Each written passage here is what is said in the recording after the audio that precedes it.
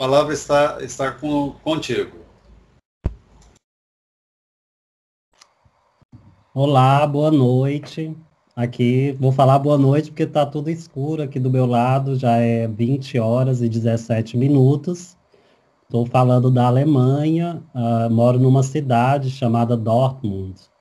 E para quem conhece um pouquinho da geografia da Alemanha, fica na cidade de Colônia. É muito famosa, né? No Brasil a gente ouve falar dessa cidade e eu moro no mesmo estado. A cidade que eu moro é mais ou menos 1 hora de Colônia, de trem. E eu estou muito honrado com o convite do professor José Augusto.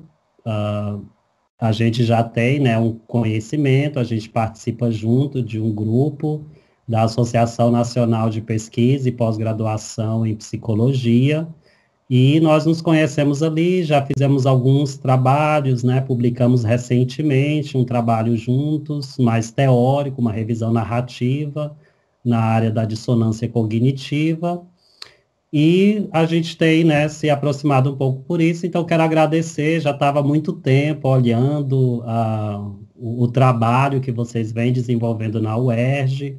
Eu participei, né, do Congresso de Relacionamento Interpessoal, assisti algumas apresentações de egressos do programa, então eu já veio meio que um pouco dando uma volta aí, meio indiretamente, conhecendo vocês. Então, muito obrigado pelo convite e me sinto muito honrado. Espero que nós possamos hoje ter um momento de aprendizado e de compartilharmos algumas ideias.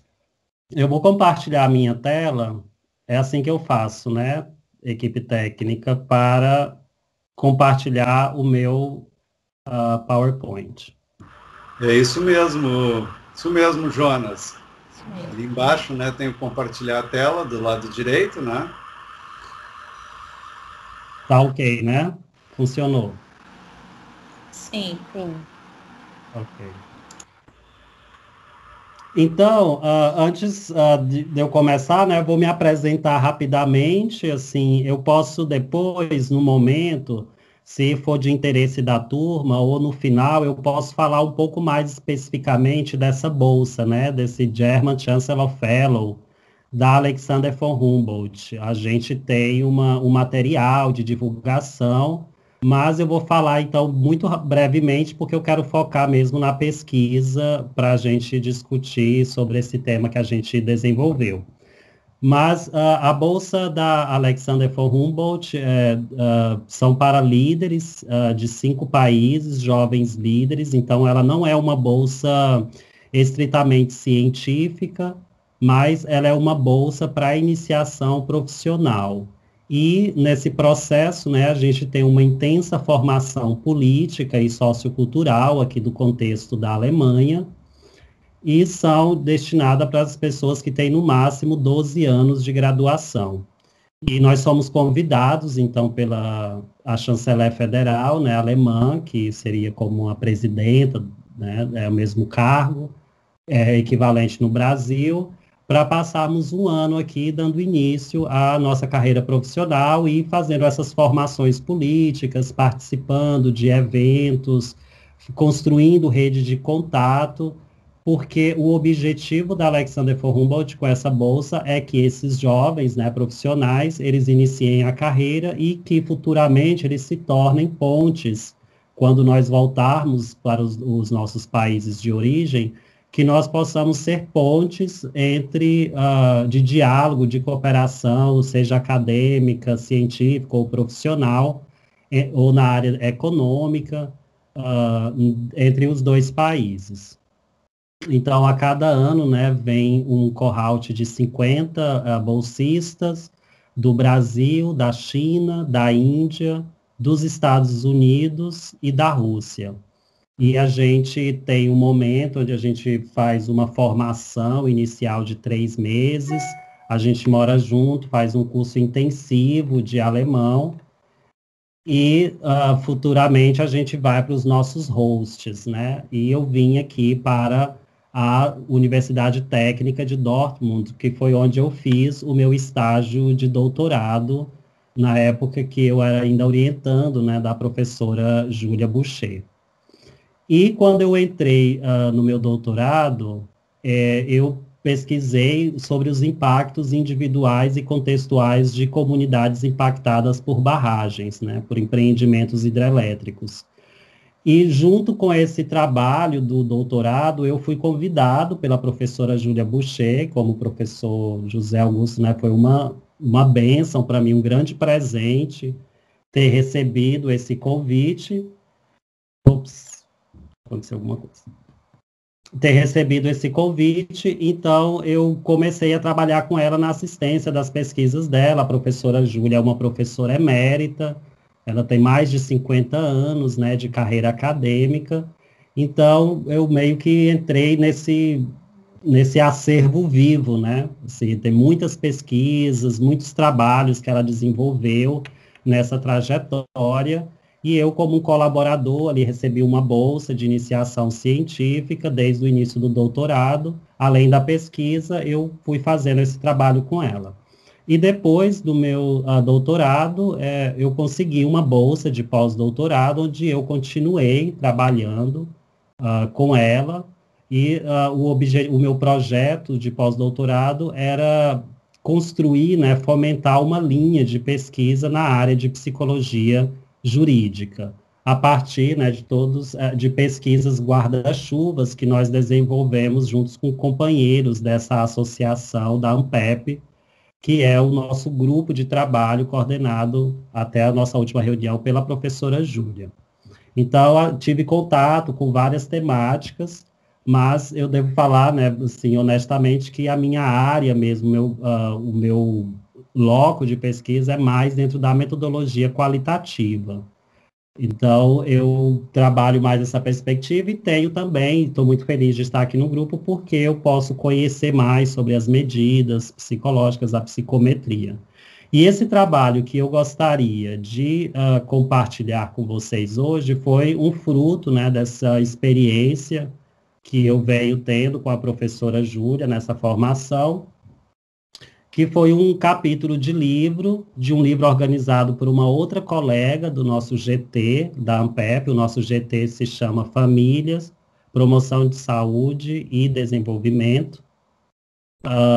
Acho que não é esse o nome correto, eu não anotei, mas é alguma coisa nesse sentido, de família, promoção de saúde e processos de desenvolvimento. E a professora Albenize, ela organizou esse livro sobre juventudes, pesquisas e campos de atuação. E a partir dele, né, desse trabalho, coordenado pela professora Júlia, com a minha participação como seu assistente de pesquisa, e também o professor Paulo César Almeida, que é um membro do nosso grupo, da Universidade Estadual do Ceará, o professor Fernando Pontes, da Universidade Federal do Pará, e as alunas de graduação de iniciação científica, a Yara Dourado, de Brasília, e a Letícia Nunes, da Unifor, Universidade de Fortaleza.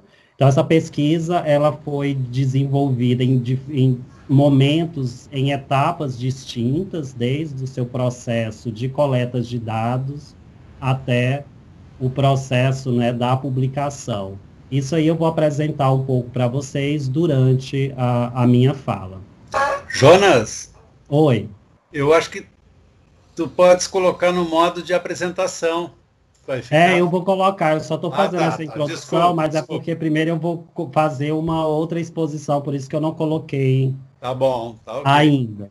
Tá? Obrigado.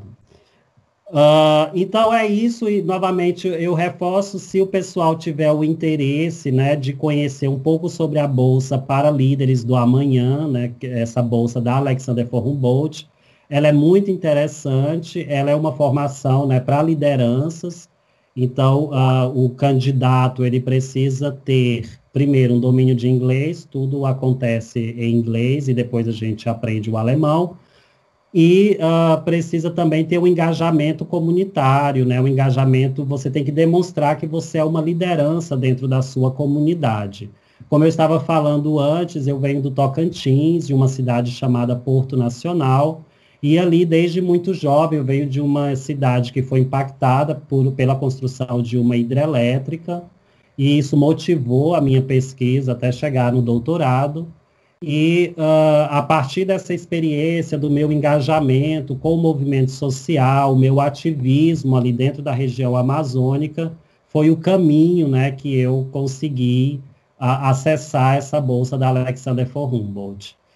E o meu projeto aqui, ele é um guarda-chuva também, onde eu tenho trabalhado sobre a área de negócios e direitos humanos, principalmente em comunidades impactadas por projetos de larga escala e infraestrutura.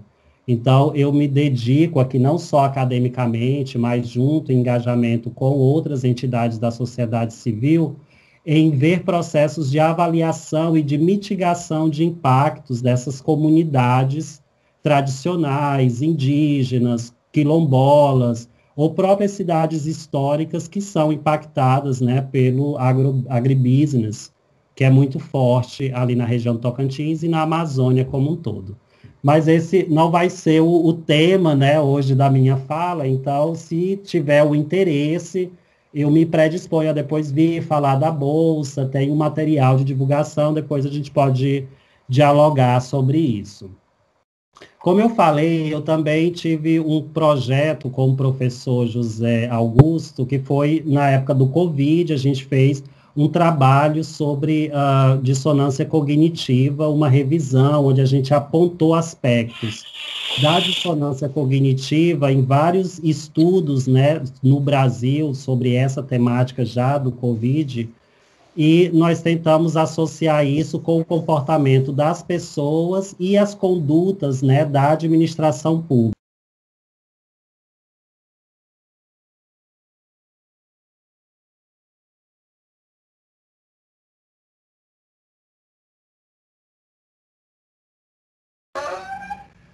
Jonas, o seu microfone está fechado agora.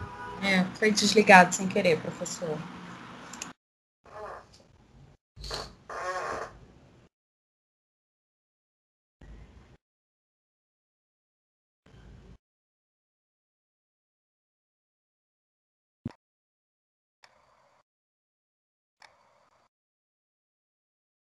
Olá, estão me ouvindo?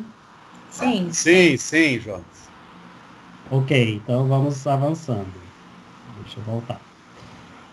Então, como eu estava falando, eu tive, eu pensei, né, fiquei muito em dúvida antes da minha fala, se eu traria o estudo, proporia ao professor José Augusto a gente apresentar esse estudo ou o estudo da Covid. E eu achei interessante essa temática desse estudo, primeiro porque é uma linha de pesquisa que me interessa, né, e eu acho muito interessante, desenvolvida dentro do laboratório, com os estudantes também de pós-graduação, que são os relacionamentos amorosos, e também achei legal trazer essa temática no sentido de expectativa, né, uma coisa para o futuro, uma mensagem também agora que está se aproximando o Dia Internacional das Mulheres, eu achei que esse tema poderia ser interessante. Depois o professor José Augusto pode compartilhar o link, né, dessa nossa publicação sobre a Covid, mas eu gostaria de mencioná-la, né, antes da minha apresentação.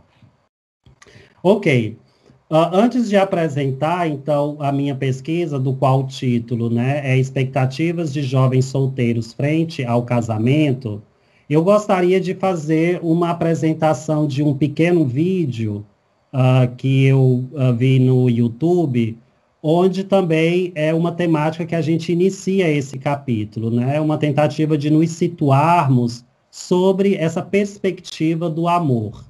E eu gostaria de resgatar, né, esse livro do Platão, que é o Banquete de Platão, e dentro dele tem uma história do que ele cria, né, o personagem verídico Aristófanes, onde o personagem, dentro da narrativa, ele conta um mito do ser andrógeno, que eu acredito que muitas pessoas aqui já devam ter tido contato, né? Ele é como um primórdio dos estudos aí, das pesquisas sobre o amor.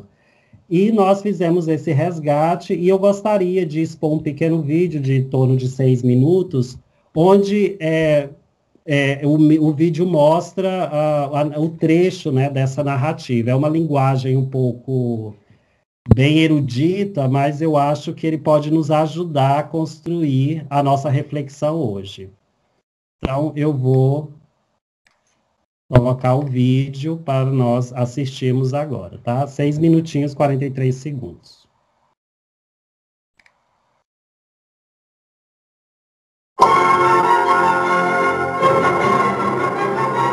Com efeito, nossa natureza, outrora, não era a mesma que a de agora, mas diferente. Inteiriça era a forma de cada homem, com o dorso redondo, os flancos em círculo.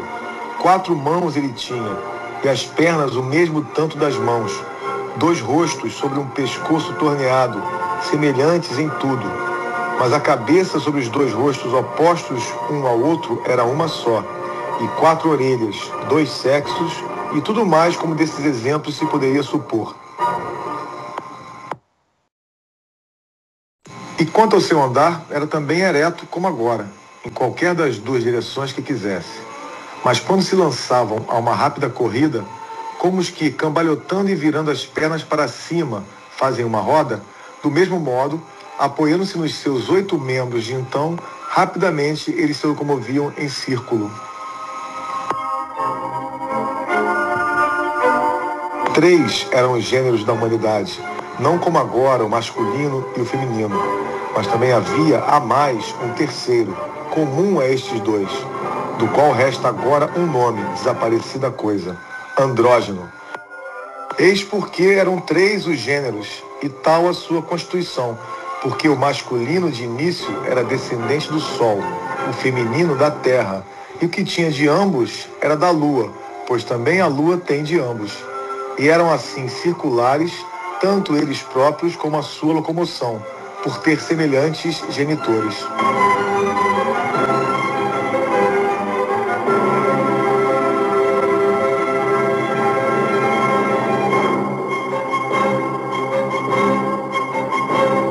Eram, por conseguinte, de uma força e de um vigor terríveis, e uma grande presunção eles tinham, mas voltaram-se contra os deuses.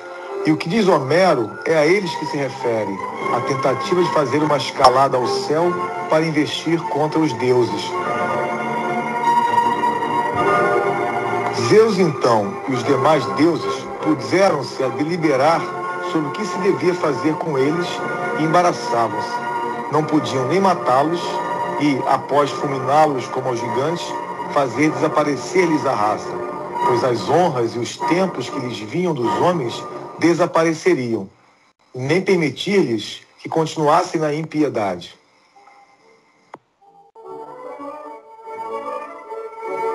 Depois de laboriosa reflexão, diz Zeus: acho que tem um meio de fazer com que os homens possam existir, mas parem com a intemperança, tornados mais fracos. Agora, com efeito, continuou, eu os cortarei a cada um em 2, e ao mesmo tempo eles serão mais fracos e também mais úteis para nós, pelo fato de se terem tornado mais numerosos, e andarão eretos sobre 2 pernas.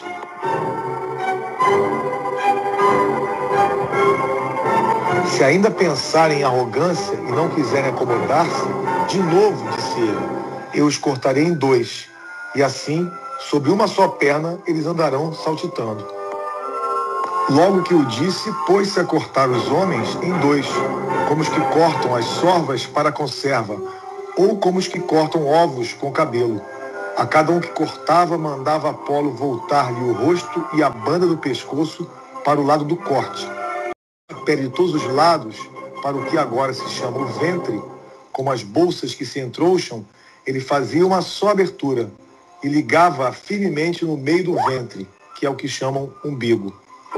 As outras pregas, numerosas, ele se pôs a polir e as articular dos peitos, com instrumentos semelhantes aos dos sapateiros quando estão polindo na forma as pregas dos sapatos. Umas poucas ele deixou, as que estão à volta do próprio ventre e do umbigo, para a lembrança da antiga condição.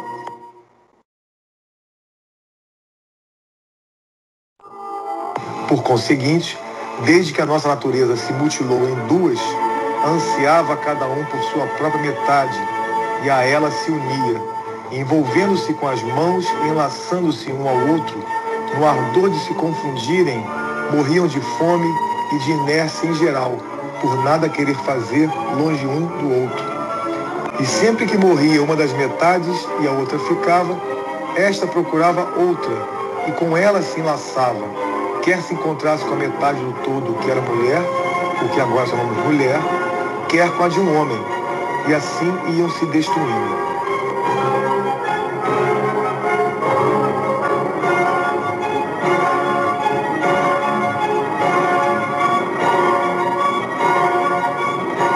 Tomado de compaixão, Zeus consegue outro expediente e lhes muda o sexo para a frente, pois até então eles o tinham para fora, e geravam e reproduziam não um no outro, mas na terra, como as cigarras.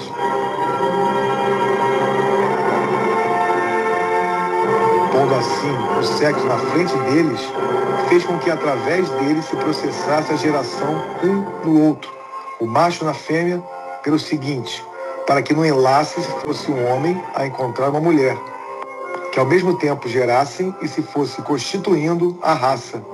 Mas se fosse um homem com um homem, que pelo menos houvesse saciedade em seu convívio e pudessem repousar, voltar ao trabalho e ocupar-se do resto da vida. É então já tanto tempo que o amor de um pelo outro está implantado nos homens, restaurador da nossa antiga natureza, em sua tentativa de fazer um só de dois e de curar a natureza humana.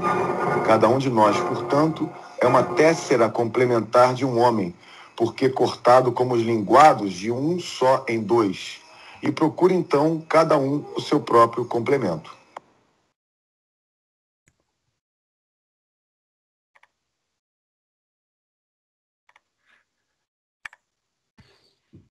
Ok, vocês ainda estão aí, né? Tudo certo? Todos me ouvindo? Sim, Jonas, estamos ouvindo bem. Ok. Espero que tenha dado para vocês ouvirem, né? Claro, o áudio talvez não tenha sido uma qualidade muito boa, mas a ideia é só para a gente entrar, né, nesse ambiente aí tão antigo, né, que a humanidade vem tentando desvendar o que é o amor, como que se explica, né, essa necessidade de estarmos uns com os outros.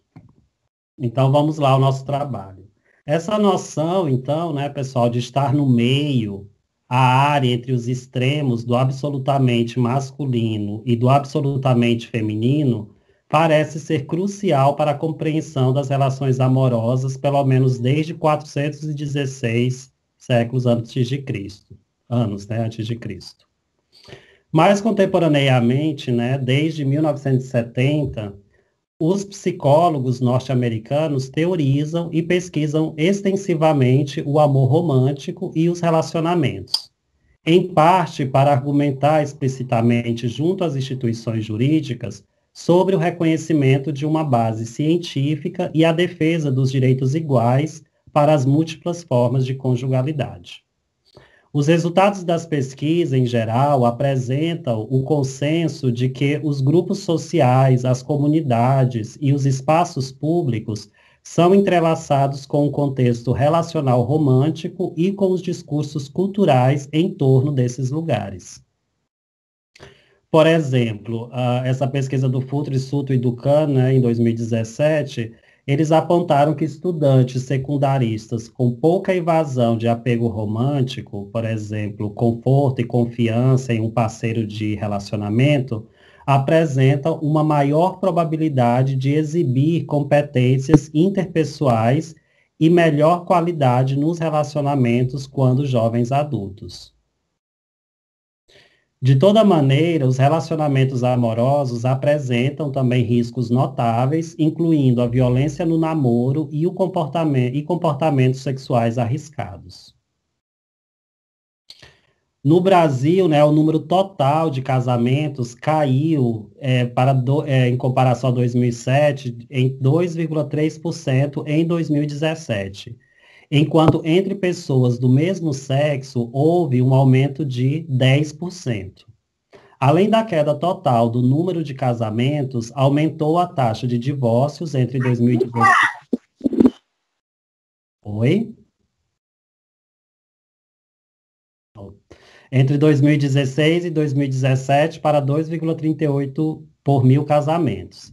E se em um ano a taxa de divórcios aumentou, em 10 anos a durabilidade média do casamento diminuiu de 17 anos em 2007 para 14 em 2017. Ou seja, né, o casamento ele tem diminuído, pelo menos, né, o seu número nos últimos, a ocorrência, né, de casamentos nos últimos anos. Diante deste fenômeno, alguns psicólogos brasileiros e portugueses de realidades linguísticas semelhantes buscam compreender mais profundamente os significados da instituição casamento, as expectativas para o casamento, o parceiro, o eu na relação e a sua correspondência, o conflito, a emergência, fontes e estratégias de resolução, os significados do amor e a importância na conjugalidade. A literatura nacional e internacional revela que os indivíduos casados têm melhores resultados do que aqueles não casados em áreas como status socioeconômico, saúde, criminalidade, bem-estar e até felicidade.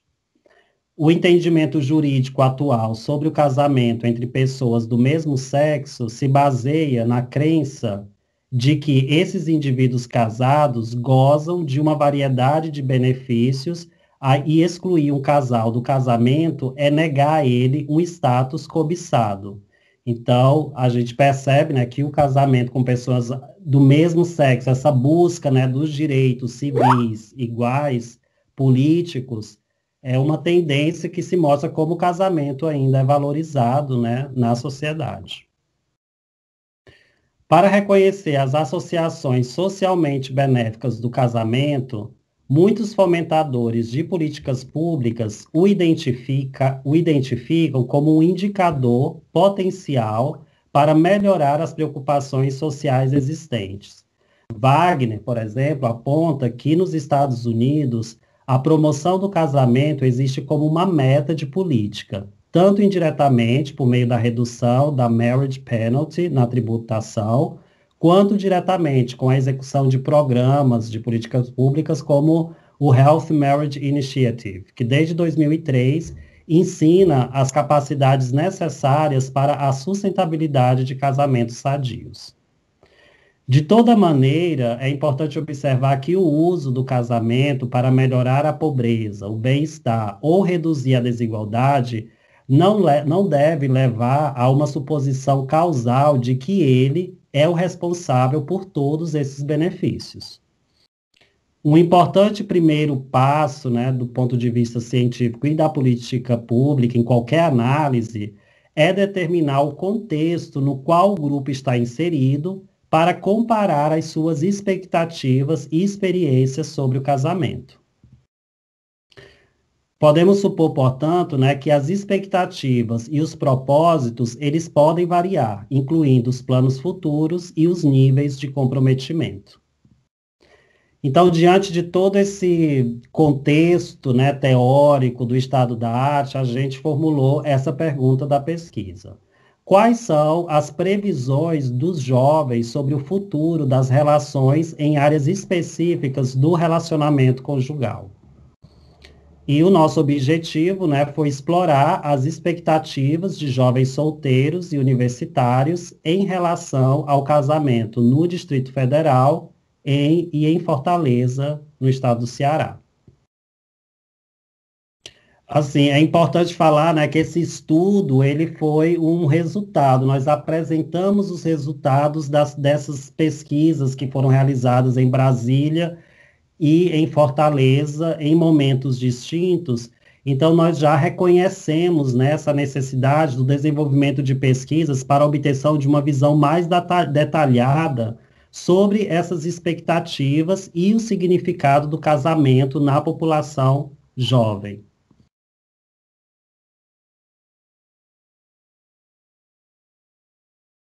Então, o nosso delineamento foi um estudo transversal, descritivo e exploratório. A pesquisa em Brasília, né, a coleta de dados, ocorreu em 2011. com 210 pessoas de ambos os sexos, com idade entre 18 e 35 anos.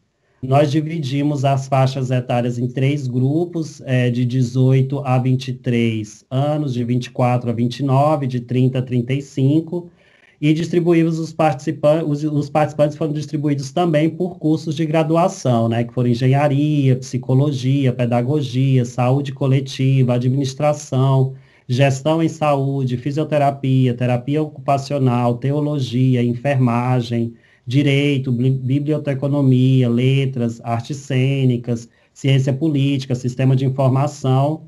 E esse estudo em Brasília a gente aplicou em 9, né, ele foi aplicado em 9 unidades universitárias. Em 2008, ocorreu a pesquisa mais anterior ainda, né, em Fortaleza, com 234 pessoas de ambos os sexos, com idade entre 18 e 28 anos. No estudo de Fortaleza, as faixas etárias foram divididas, né, entre 17 e 19 anos, 20 e 22 anos, 23 a 28 anos. E os cursos de graduação, né, não teve essa diversidade, como em Brasília, psicologia, a grande maioria, as engenharias, arquiteturas e computação. E a pesquisa em Fortaleza foi aplicada em uma universidade particular. Os instrumentos, né, foi um questionário autoaplicável, dividido em 2 partes. A primeira parte tinha os dados sociodemográficos, idade, sexo, trabalho, residência, curso e religião.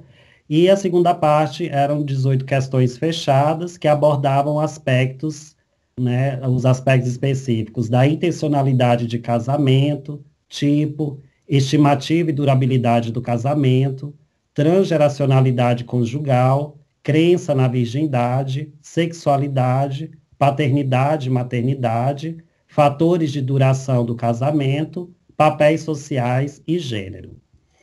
A análise de dados, apesar de ter sido, né, em momentos diferentes os estudos, né, eles são subestudos, a análise foi igual e também o instrumento, né, foi aplicado igualmente.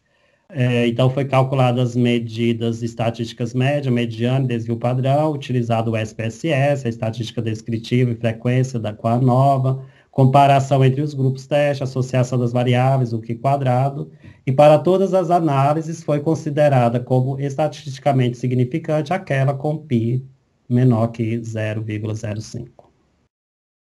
O projeto, né, ele teve a aprovação no Comitê de Ética na Universidade de Fortaleza e todos os participantes assinaram o TCLE. Então, a gente vai apresentar um pouco o panorama dos resultados e para não ficar muito longo, né, alguns insights da discussão já serão apresentados em seguida, né, a apresentação dos resultados. Então, novamente, é importante ressaltar que nós não comparamos os dados entre, né, Brasília e Fortaleza. É uma pesquisa descritiva e a exploração foi nos dados de Brasília, com os dados de Brasília, e Fortaleza com os dados de Fortaleza. Então, a maioria dos jovens tem a pretensão de casar, e um número, né, relativamente alto aqui em Fortaleza, dividido a frequência pelos sexos. O casamento, ele deverá fazer parte das vidas em algum momento.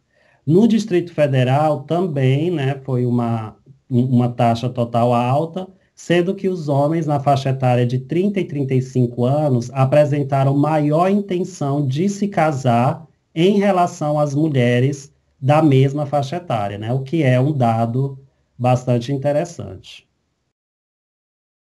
Também, né, acima da média, né, em torno entre 50% a 60% nas 2 cidades, apresentaram preferência por um casamento nos moldes tradicionais, que a gente considerou civil e ou religioso. E esses percentuais sugerem que a maioria dos jovens pensa no casamento, então, né, como uma etapa obrigatória de suas vidas. E em relação a isso, os autores defendem, né, a literatura defende que apesar do aumento da desinstitucionalização marital, a maioria dos indivíduos ainda vê o casamento como um contrato de longo termo, com os propósitos de construção familiar e comprometimento no ciclo vital. Em ambas as amostras, os resultados apontaram que os jovens universitários ainda não sabem quando o casamento ocorrerá. E esse resultado, né, possivelmente seja atribuído ao fato de os jovens estarem mais engajados na vida acadêmica e preocupados com o futuro profissional, por isso ainda não terem o casamento como uma prioridade em suas vidas. Porém, os dados diferiram para aqueles que apresentaram uma perspectiva de tempo. Enquanto no Distrito Federal os resultados obtidos foram semelhantes aos estudos anteriores, né, do estado da arte, em Fortaleza as mulheres se apresentaram mais ansiosas para o casamento, pois 51, né, mais da metade, quase 60% delas já tinham um período definido de espera. O que difere, talvez, né, um pouco aqui, chamar a atenção, esse dado do Distrito Federal, com essa faixa etária entre os homens, né, e aqui já uma outra variante mais para Fortaleza, em relação às mulheres. Uma grande parcela também, né, dos entrevistados afirmaram que pensam em permanecer no casamento definitivamente. Então, as culturas, né, ocidentais, como a gente viu lá no início do Platão, né, até hoje, prescrevem um curso de vida idealizado, com papéis crucialmente diferentes para homens e mulheres, o que deveria ser associado, então, portanto, às análises de gênero.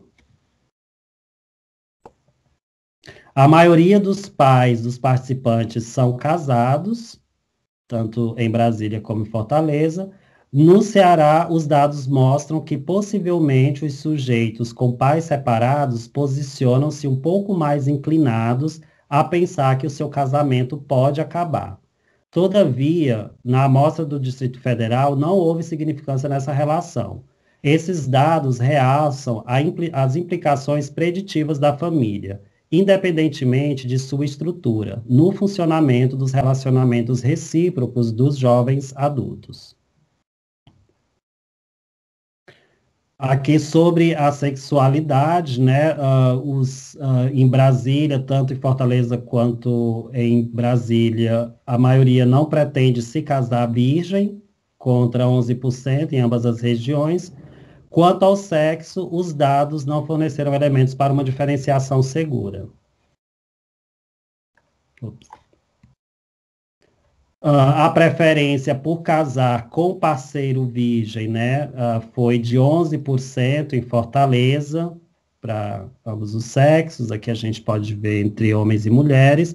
No Distrito Federal, foi percebido que houve resultados semelhantes entre homens e mulheres na faixa etária de 18 a 23 anos. E quando se refere a não querer parceiros virgens, o resultado foi maior para a resposta de mulheres entre 17 e 19 anos. Então, aí, a idade, né, o processo, o ciclo de desenvolvimento, dando uma diferença aí na resposta. Tal entendimento ganha mais força quando se observa os números de Fortaleza, relacionados àqueles sujeitos que preferem parceiros que não são mais virgens, ou são indiferentes a essa questão. Dessa feita, pode-se afirmar, a partir dos dados coletados, que para a amostra investigada e com maior força nas mulheres questionadas, o seu parceiro, sendo virgem, poderia ser um elemento de uma avaliação negativa.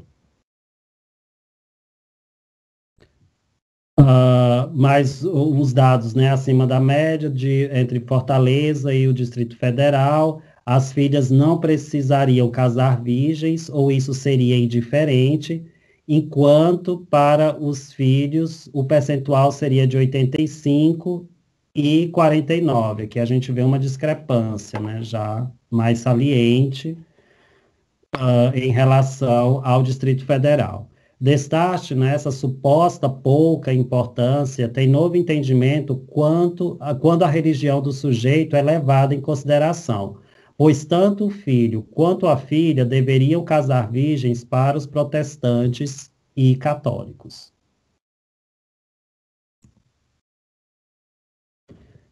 Uma grande porcentagem também de Fortaleza e Distrito Federal afirmaram não admitir relações extraconjugais para o homem.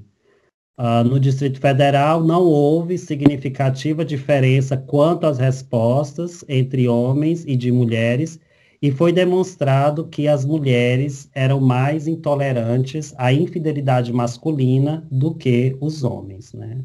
Com uma significância. Aqui a gente está apresentando um pouco os dados sobre a fidelidade. Em Fortaleza e no Distrito Federal também, os participantes, né, a maioria, afirmaram não admitir relações extraconjugais para a mulher. No Distrito Federal, menos, né, das respostas masculinas para 48% das respostas femininas. Não houve significância na resposta masculina quanto à intolerância à infidelidade feminina. Ou seja, né, uma conclusão desses dados da infidelidade, né? A gente observa que tanto para os homens quanto para as mulheres, as relações extraconjugais das mulheres não são aceitas. Assim, mulheres e homens concordam na visão tradicionalista e sexualmente diferenciada das possibilidades de experiências sexuais. Quando se trata de relações extraconjugais do homem, ambos os sexos também concordam sendo mais permissivos, né, nessa questão. Então, a gente pode ver aqui, né, que quando o homem tem ainda que pouco, né, mas é menor do que em relação à mulher. A promoção da fidelidade, onde os indivíduos possuem um parceiro sexual de cada vez, tem associação importante com as intervenções biológicas e socioculturais, obviamente, né? Também a questão não é discutir a monogamia ou a poligamia, né? Talvez no debate a gente pode refletir sobre isso, nos resultados, mas do ponto de vista, né, da política pública, obviamente percebe-se que o parceiro único ele reduz, né? No contexto da saúde, aqui já é a segunda frase, por exemplo, o recente foco na fidelidade pode diminuir a exposição de indivíduos em fase agudas de infecções transmitidas por relações sexuais ocorridas ao mesmo tempo. E, ultimamente, eu tenho discutido isso bastante aqui na Alemanha, uma onda, né, que eles chamam que nos ambientes e nos contextos gays, que é a onda do chemsex. Então, são grupos, né, de orgia, e isso tem se tornado um problema de política de saúde pública aqui na Alemanha, como também em Londres, né, lá é onde tem o foco maior, ou seja, esses pontos, né, onde não há a reflexão sobre a fidelidade. Sobre a intenção de ter filhos, em Fortaleza, um grande percentual tem a intenção de ter filho. No resultado, surpreendentemente, em Brasília, a alternativa não foi de 54,8%. No grupo etário de 18 a 23 anos, então a primeira faixa etária, né, do grupo de Brasília, os mais jovens, foi percebida maior participação nessa alternativa, ou seja, de não quererem ter filhos. Foram 40%, 41%. Os resultados obtidos apontam para uma tendência ao tradicional, ou seja, ter filhos dentro de um casamento, formar uma família, principalmente na primeira faixa etária, tanto na frequência das respostas de homens e principalmente na frequência de respostas das mulheres. E também um excelente tema, né, para se discutir a partir da perspectiva dos estudos de gênero, estudos de maternidade. A maioria dos entrevistados pretende ter filhos, mostra a intenção de formar uma família e que a crise do casamento e a intenção de formar família não afetam tanto os jovens, a ponto de fazê-los desistir de construir uma família. Para Fonseca e Duarte, nas raízes da significação do casamento estão os relacionamentos prévios e as experiências familiares. Eles emergem o caráter vitalício do que esse compromisso configura. concebendo-se o seu término apenas sob circunstâncias extremas, ainda hoje notado em grande parte dos jovens adultos. Estes aspectos, refletidos com os dados, né, da nossa pesquisa, levantam a hipótese de que o feminicídio possa ser o recurso da situação extrema, na lógica de que o casamento não termina enquanto a vida durar. Uma interpretação, diríamos assim, uma hipótese mais clínica, né? Quando questionadas ambas as amostras sobre o que faz um casamento durar, em primeiro lugar foi o respeito, seguido de confiança, amor, comprometimento, sexo, comunhão de ideias, situação econômica, traços de personalidade, persistência e sorte. Numa perspectiva do desenvolvimento, o casamento atravessa diferentes estágios do ciclo vital, individual e do ciclo vital da família. Cada um deles com os seus próprios desafios. Portanto, a comunicação bem-sucedida e a resolução construtiva dos conflitos seriam as tarefas mais importantes. O momento de construção da identidade conjugal é muitas vezes tumultuoso e com dificuldades, mas também é um período de fluxo onde os padrões de interação poderão estar mais permeáveis a influências e a mudanças. Então, já chegando, né, ao final da minha apresentação, as considerações finais, retomando lá o nosso início, o nosso pequeno vídeo, a gente pode concluir que a compreensão das relações humanas na perspectiva de estar no meio, como elucida o mito grego de Platão, não pode subestimar o valor humano de estar com os outros. Embora os riscos e as dificuldades em potencial sejam reais, é importante e saudável equacioná-los com outros pares. Os resultados apresentados sobre as expectativas dos jovens solteiros em Fortaleza e no Distrito Federal apresentou semelhanças com os estudos anteriores da revisão da literatura em vários aspectos.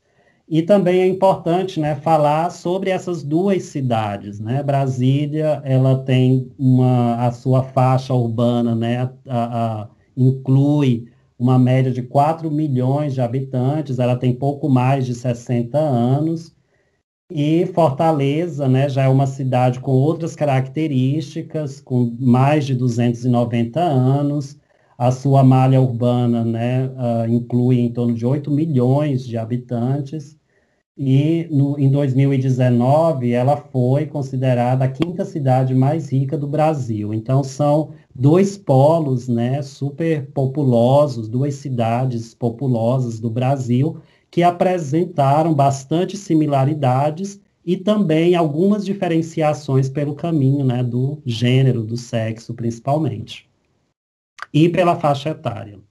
Embora a maioria ainda não saiba quando vai ocorrer o casamento em suas vidas, possivelmente devido ao fator prioritário ser a vida acadêmica nessa fase mais jovem, há pretensões de um casamento para toda a vida, com o fator respeito como imprescindível para a duração do casamento, seguido da confiança, companheirismo, amor e compromisso.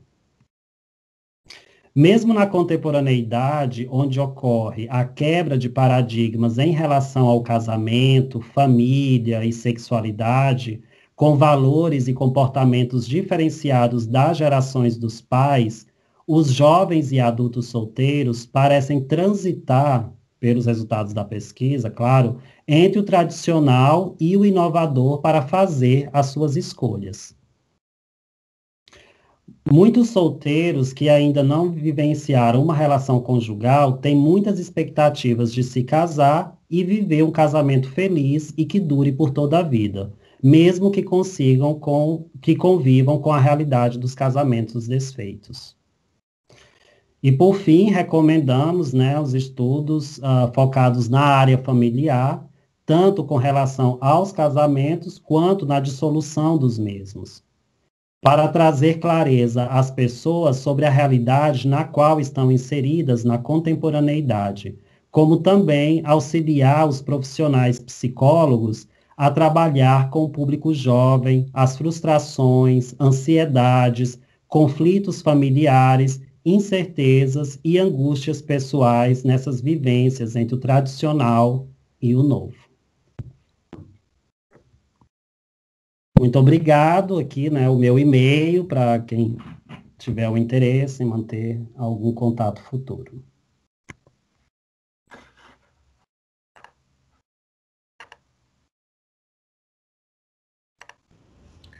Muito bem, Jonas.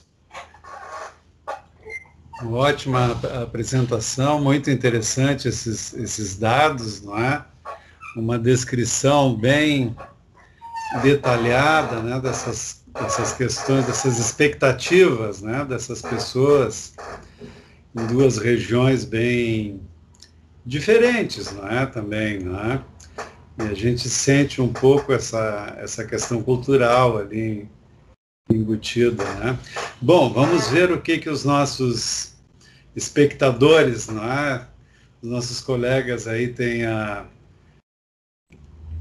colocar aí para ti, Jonas. Pessoal, o Jonas está aí disponível para nos atender aí.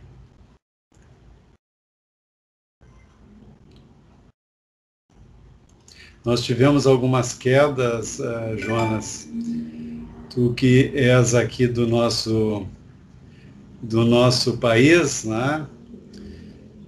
Na região aqui da Baixada Fluminense e em algumas cidades aqui em torno do Rio, começou um temporal, uma chuva muito intensa, então eles colocaram aqui no chat que a internet ficou instável, né? Então algumas pessoas caíram aí durante a tua apresentação e não conseguiram retornar.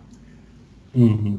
O próprio Wanderson, que é lá de Nova Iguaçu, mas são aquelas coisas da nossa terrinha aqui, não é? Acontecem. Então, pessoal,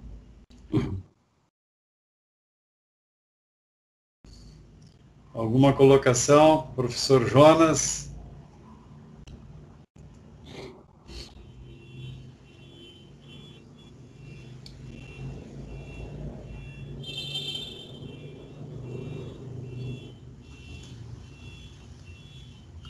O que acharam aí? Parece que há uma... Eu senti, assim, né, aquilo que a gente já imaginava, né, com relação a essas questões, e o que está o Jonas também trazendo ali nas suas considerações, passo a passo, né?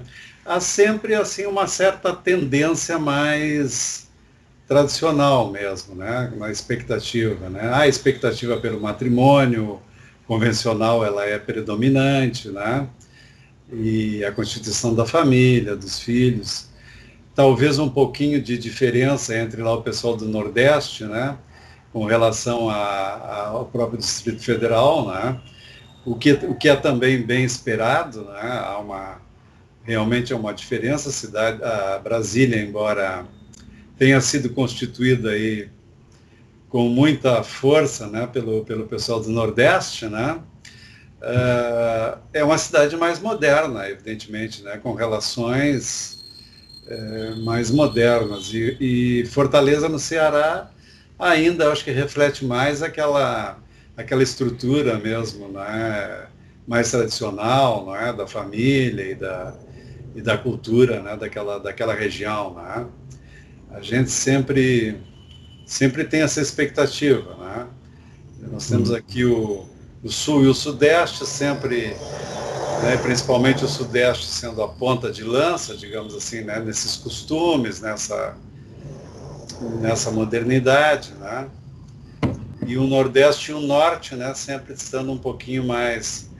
E acho que Brasília é uma cidade que se tornou muito moderna mesmo, né? Ela é uma confluência, né, de culturas ali, uma proposta, já a própria proposta do espaço, né, ela já criou essa perspectiva, né, de um certo rompimento assim, com aquilo que era o mais convencional, digamos, né, o mais esperado, né. A cidade já nos desafia nesse